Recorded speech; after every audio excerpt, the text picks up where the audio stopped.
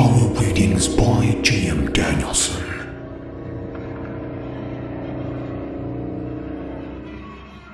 Great way to start off the new year by SoulfulYam.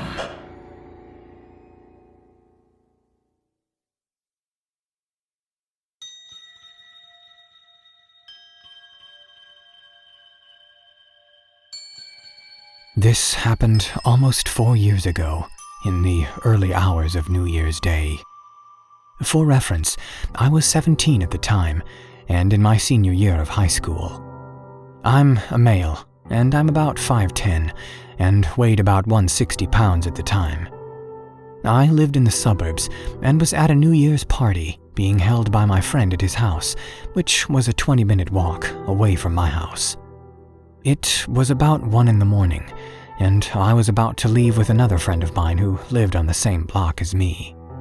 My friend who was hosting the party asked if we would like a ride home, and in hindsight, we probably should have accepted his offer. But our neighborhood was pretty safe, and we figured that with the two of us walking together, no one would bother us. Plus, there were probably other people at the party who needed a ride home more than we did.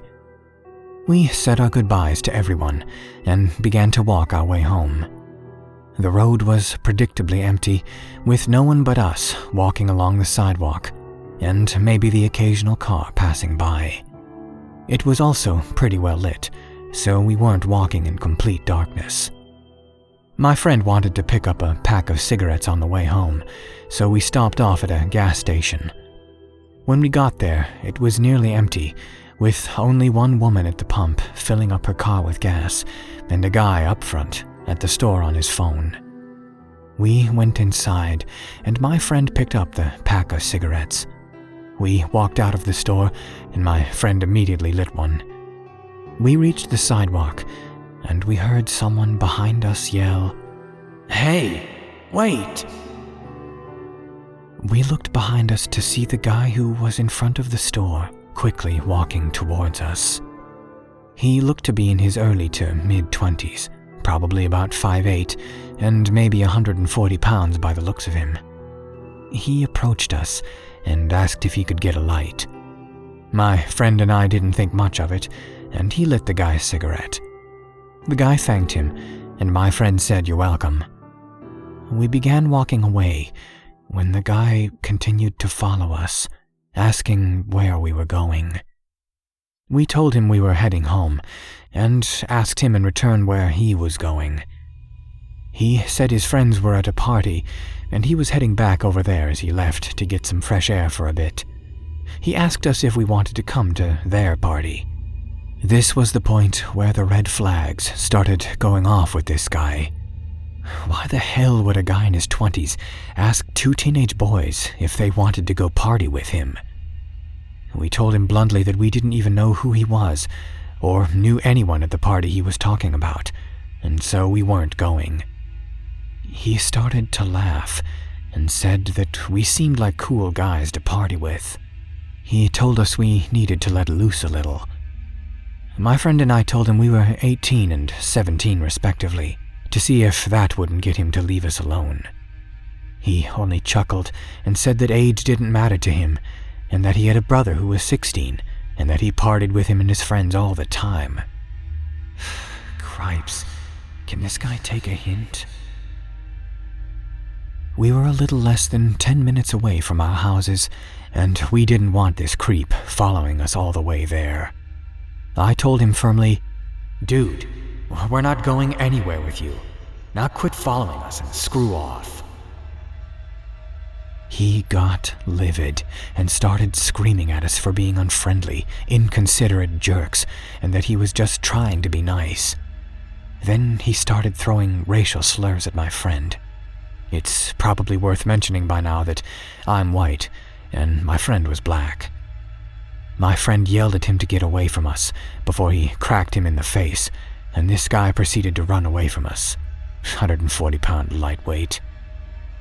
My friend and I looked at each other in complete disgust over what happened, and spent the next 5 minutes walking and talking about this creepy guy. We both agreed that he was probably drunk, or high from a New Year's party. But the next thing we knew, we heard a car behind us that proceeded to slow down and match our pace. We saw the windows roll down, which revealed the guy we had just seen a few minutes earlier, with who we presumed to be two of his friends, one of which was a man probably the same age as the guy, and a woman in the backseat who had to have been in her mid-30s. The guy told us that we had gotten off on the wrong foot and asked us once again to join him at the party.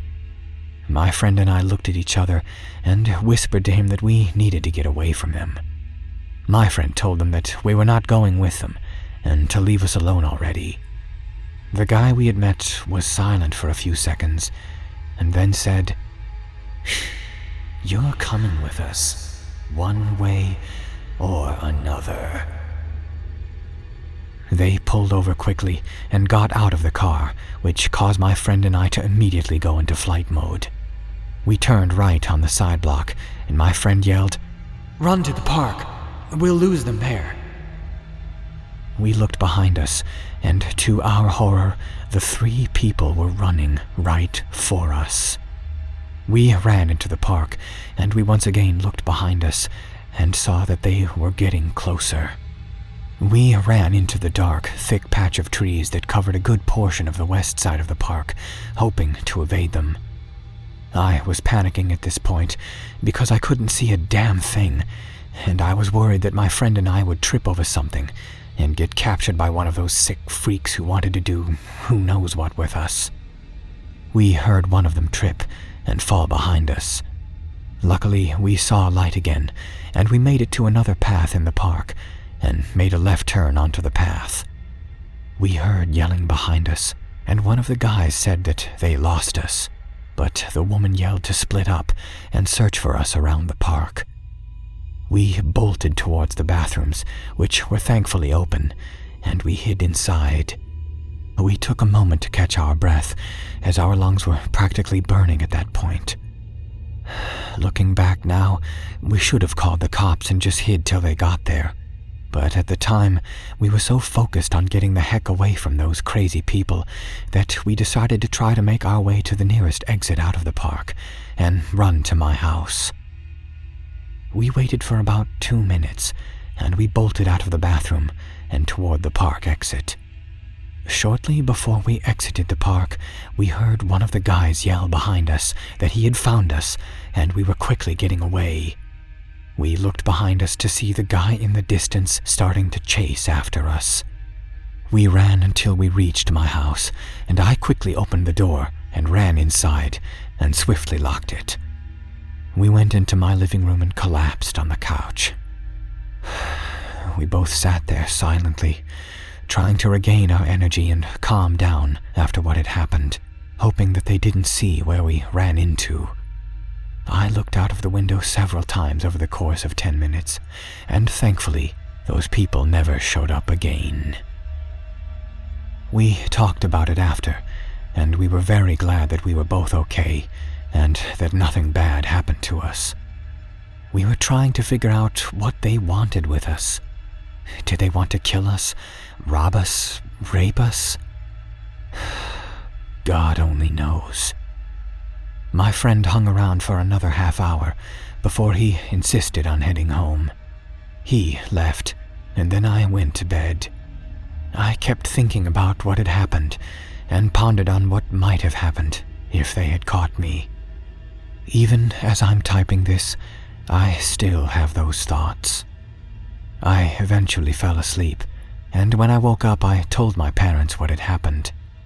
They were very thankful that my friend and I were okay, but were upset with us that we had chose to walk home and should have accepted a lift from my other friend, or even called them, and they would have come and picked us up.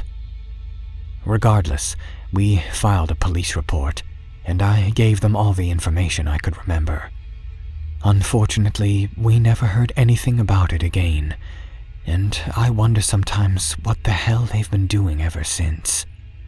I really hope they never harmed another person after that.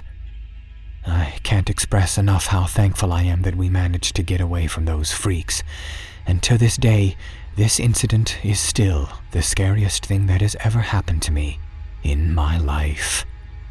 The incident definitely made me more wary of my surroundings, and I try my best to avoid situations where I need to walk late at night, whether I'm by myself or not.